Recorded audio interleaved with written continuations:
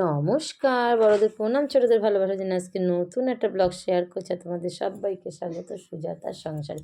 আশা করি তোমরা অনেক অনেক ভালো আছো, আমিও ভালো আছি। রোজের মতো আরও একটা ব্লগ নিয়ে তোমাদের সামনে হাজির হয়েছি। দেখো, খুব সকালবেলা আমি তো রান্নাঘর চলেই আসি। সবার প্রথমে রান্না চাপিয়ে দিয়েছি, এখন আমি চা খাওয়ার সময় হলো। চাটা আমি সবসময় এক জায়গায় দাঁড়িয়ে কিংবা বসে খেতে পারি না, প্রত্যেক দিনই আমার রান্না করতে করতে এভাবে খাওয়া হয়। তো আজকেও আর নতুন কিছু নয়, একই রুটিনে আমি আবদ্ধ। দেখো, এদিকে বেগুন ভাজবো, তার জন্য বেগুনগুলো কেটে নিয়েছি। এবার নুন হলুদ একটু মিষ্টি দিয়ে কিছুক্ষণ মেখে রাখবো, না হলে না প্রচুর তেল খায়।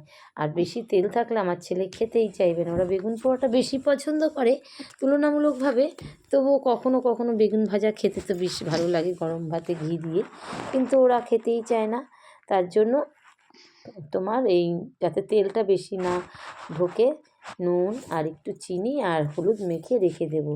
আগে ওই সব তরকারিগুলো করে নেব, সবার লাস্টে বেগুনগুলো ভেজে নেব। তাই তো সবজিগুলো ধুয়েও রাখলাম, তো জলে অনেকক্ষণ ভিজিয়ে রেখেছিলাম। আর ওইদিকে দেখো, ডালিয়ার জন্য সবজি কেটে রেখেছি, সেগুলো ডালিয়াতে দেব কিছুটা।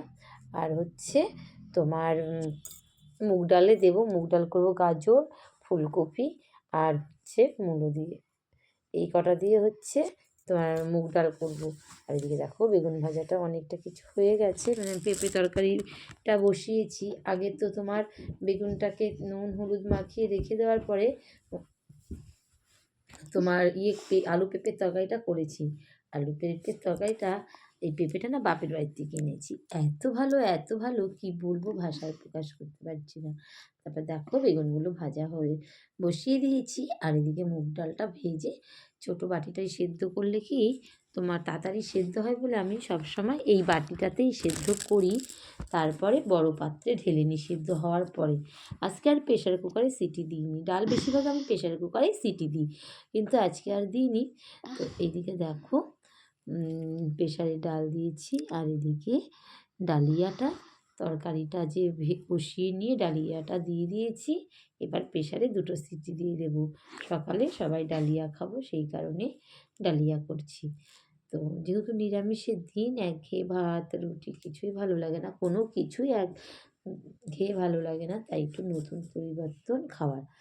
যাই হোক, ডালিয়াটা এবার গ্যাসের মধ্যে দিয়ে দিলাম, তোমার প্রেশারে দিয়ে দিলাম। এবার যে ডালিয়াটা ছিল লেগেছিল, বাদ বাকি গরম জল তো আমার দেখেছই, চায়ের পাত্রের মধ্যে আমি হাঁড়িতে করে গরম জল করি। ওই জলটা আমি তরকারিতে, ডালে, যে কোনো ঝোল জাতীয় জিনিসে গরম জলটা ব্যবহার করি। আমি কিন্তু আলাদাভাবে কখনো গরম জল করি না, সবসময় আমি প্রতিদিন সকালে চা করার আগে, চা যখন করব তখনই আগে, চা দেওয়ার আগে আর কি, গরম জলটা এভাবেই করি। তাহলে আমার জলটাও আমার কাজে লাগলো। তারপরে যেহেতু আমি শীতকাল গরম জল খাই, সেই কারণে ওই সিস্টেমে আমি চলি, জানো তো বন্ধুরা। তো দেখো, অবশেষে এবার ডালটা ফোড়ন দেবো আর ওইদিকে ডালিয়াটা বসিয়ে দেবো। তার জন্য কড়াইটা তোমরা ভাববে ছোট্ট একটা কড়াই, কিন্তু না বন্ধুরা, ছোট্ট কড়াই হলে হবে কি, যা রান্না করি আমাদের বাড়ির সকলেরই হয়ে যায়। এদিকে দেখো, তেল দিয়ে দিলাম আর ডালটা এবার সিটি দেবো আর কি, সরি, ফোড়ন দেবো। তার জন্য কড়াইটা বসিয়ে দিয়েছি। এই যে 5 ফোড়ন, তেজপাতা দেবো। শুকনো লঙ্কাটা ছিল না, আর শুকনো লঙ্কার একটা ঝাল আছে, যদিও সেন্টের জন্য অনেকে দেয়, বাচ্চারা তো কেউ সেভাবে খায় না, সেই জন্য শুকনো লঙ্কাটা একদমই দেব না। আর আজকে যেহেতু মূলো আর গাজর আর ফুলকপি দিচ্ছি, সেই জন্য আদাও দেবো না, ওদের তো একটা ফ্লেভার আছেই নিজস্ব, সেই কারণে আদা আর দেবো না আজকে মুগ ডালে। 5 ফোড়ন, তেজপাতা আর একটু জিরে গুঁড়ো দিয়ে ডালটা ফোড়ন দেবো, জানো তো, এই হচ্ছে ব্যাপার। আর দেখো, এবার ফোড়নটা দিচ্ছি, হিটটা একদম কিন্তু কমানো, যেই ভাজা ভাজা হয়ে যাবে তারপরে ডালটা দিয়ে দেবো। দেখেছো, ডালটা দিয়ে দিলাম। খুব পাতলা আজকে করবো না, একটু ঘন ঘন করবো। আমার মুগ ডাল খেতে ভীষণ ভালো লাগে, দেখেছো মুগ ডালটা কেমন থকথকে হয়েছে, এভাবেই করব। তারপরে এমনিতেও তো ঠান্ডা হলে জমে যাবে, তুলনামূলকভাবে একটু ঘন করব। আর ফুলকপি শীতকালে না মুগ ডালে দিলে খেতে বেশ লাগে। আমার তো ভালো লাগে। তোমাদের কেমন লাগে বন্ধুরা? কমেন্ট করে কিন্তু জানিও। ঠিক আছে? এই দেখো এবার ডালটা হচ্ছে, ওদিকে প্রেশারে ডালিয়াটাও বসিয়ে দিয়েছি। আর ততক্ষণে আমার যা কাজ আছে সেগুলো একটু সেরে নেব। এগুলো বসিয়ে দিয়ে দেখি কি কাণ্ড হলো সকালবেলা। দেখো ফুলওয়ালা এসছে একটা ফুল গাছ বিক্রি করতে, অনেকটা দূর চলে গেছিলো। আমার ভাসুরের মেয়ে আবার ডাকলো। তারপরে ফুল গাছ পছন্দই হচ্ছে না, কিনে দেখেই যাচ্ছি। অবশেষে কোনটা নেব ডিসাইড করতে পারছিলাম না। ও তো আমাকে বেশিরভাগ ফুল গাছ আমার হাটের থেকেই এনে দিয়েছিল, কিন্তু গাঁদাগুলো নেব না। গাঁদা, তারপরে লাল গাঁদা অনেকগুলো লাগিয়েছি। আদার্স অন্য ফুলগুলো নেব, কিন্তু আকাশ ছোঁয়া দাম ফুল গাছের, জানো? কিনতেই পারছি না, কোনটা ছেড়ে কোনটা কিনবো কিছুতেই ভেবে উঠতে পারছিলাম না। তারপর এত দাম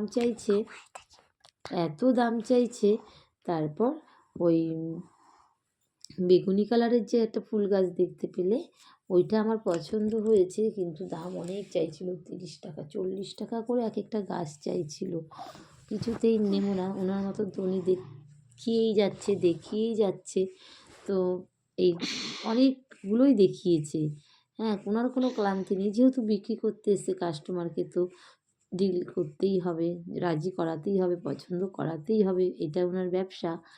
তারপর দেখো ওইদিকে ওই লাল গাঁদাগুলো নিয়ে এসেছিলো, আমার পছন্দ ছিল, কিন্তু আবার ভাবলাম হাইব্রিডগুলো নিলে না অত ভালো ফুল হবে না, শুধু গাছটাই হবে, সেই কারণে নিলাম না। এর আগে একবার কিনেছিলাম, রানাঘাট থেকে এনেছিলাম, কিন্তু সেভাবে ফুল হয়নি, জানো তো বন্ধুরা। সেই জন্য দেশিটা পাওয়াও যাবে না, ওরা তো এগুলো কৃত্রিম উপায়ে চাষ করে। যাই হোক, আর প্রচুর ফুল ফুটে গেছিলো, তো আমার বাড়িতে লাগালে কবে ফুল ফুটবে, সেই কারণে ভেবেচিন্তে 7-5 ভেবে আর লাল গাঁদাগুলো নিলাম না। যে বেগুনি কালারের যে ফুলগুলো ওই গাছটা নিলাম, আর এই যে ইয়েলো কালারের ছোট্ট ফুলগুলো দেখেছো ওই গাছটা নেব। তাই কিছুতেই কম দাম দেবে না, বললাম দুটো গাছ নিচ্ছি 50 টাকায় দিন। অনেক জোরাজুরি করার পরে অবশেষে 50 টাকায় রাজি হলো। দেখো এই দুটো গাছ আমি অবশেষে কিনবো আর কি কিনেছি। তো এখন তো আমার নিচে পয়সা নেই, আবার যেতে হবে ওপরে। মেয়েটা জানবেও না কোথায় রেখেছি, সেই আবার ছুটতে ওপরে থেকে পয়সা এনে কাকুকে দিলাম, জানো তো বন্ধুরা। আর দেখেছো ফুল গাছটা কত সুন্দর। সকালবেলা যে এত সুন্দর একটা মুহূর্ত তোমাদের সাথে শেয়ার করতে পারবো ভাবিনি। যা চলে যাচ্ছিল, আর আমার দেখলেই না খুব লোভ লাগে, কিন্তু দেখো লোভ লাগলে তো হবে না, লোভটাকে নিজে বর্জনও করতে হয়, কেন বলো তো? এত দাম, আর তারপরে আমাদের বাড়িতে ভালো মাটি নেই। এত ফুল বাগান করতে গেলে মাটি আমাকে কিনতে হবে। যারা অনেকে হয়তো ছাদ বাগান করে, কিন্তু তাদের পিছনে অক্লান্ত পরিশ্রম, অর্থ দুটোই লাগে। যে কোনো কিছু ভালো কিছু করতে গেলে অর্থ তো লাগবেই, তার সঙ্গে পরিশ্রমও লাগবে। সেই জন্য আমি শখে দুটোই কিনলাম। যাই হোক, এই দুটো লাগাই, নেক্সট টাইমে আবার দেখা যাবে। আর আমাদের ছাদে তো শেড নেই, গরম আস্তে আস্তে গাছগুলো আর অবস্থা থাকবে না, সেই কারণে আর কিছু করারও নেই। তো শীতকালেই লাগাচ্ছি ফুল গাছগুলো, পরে যখন আবার কখনো যদি শেড হয় তখন সারা বছরের জন্য বিভিন্ন রকম সিজন অনুযায়ী ফুল গাছ লাগাবো। বেসিক্যালি আমি ঠাকুরকে পুজো দেওয়ার জন্যই লাগাই, শখ যেমন তেমন, আমার ঠাকুরকে পুজো দিতে পারবো, গোপালকে পুজো দিতে পারবো, সেই কারণেই আমার ফুল গাছ লাগানোর মূল উদ্দেশ্য, জানো তো বন্ধুরা। যাই হোক, তারপরে দেখো কাকু বলছিল আরও নাও, আমি বলছি না কাকু এখন আর নেব না। তো অবশেষে দুটো ফুল গাছ কিনলাম। তারপরে দেখো রান্নাবান্না সেরে ফুল গাছটা কিনে মেয়েকে স্কুলে পাঠিয়ে চলে এলাম বই কিনতে। ছেলে মেয়ের তো বই লাগবে, কেজি দরে খাতা 5 কেজি কিনে বাড়ি যাব। এই যে খাতার দোকানে এসছি, তো ছেলের 3 কেজি, মেয়ের 2.5 কেজি, টোটাল 5.5 কেজি খাতা কিনবো। খাতা, তারপরে মলাট, সেলোটেপের পিনস, স্ট্যাপলার, এগুলো তো লাগবেই মলাট লাগাতে। এখন তো বুঝতেই পেরেছো, সকলে নতুন ক্লাসে উঠেছে, নতুন বই খাতা কেনার দরকার, তাই এসে গেছি। মেয়েকে স্কুলে ঢুকিয়ে দিয়ে একটি কারে অটোতে এসেছি, আরেক অটোতে বাড়িতে যাব। তাহলে বন্ধুরা কোনো রকম স্কিপ না করে পুরো ভিডিওটা দেখো, আশা করি তোমাদের অনেক অনেক ভালো লাগবে। তোমরা অনেক ভালো থেকো, সুস্থ থেকো, সাবধানে থেকো। প্লিজ একটা লাইক কমেন্ট করতে ভুলো না। তো আজকের ভিডিওটা কেমন হলো তোমরা কিন্তু কমেন্টে জানিও বন্ধুরা। তাহলে আজকের মতো টাটা, বাই বাই। তোমরা অনেক অনেক ভালো থেকো, সুস্থ থেকো, সাবধানে থেকো। আবারও একদিন দেখা হবে নতুন কোনো ব্লগ ভিডিও নিয়ে তোমাদের সঙ্গে। ততক্ষণ টাটা, বাই বাই।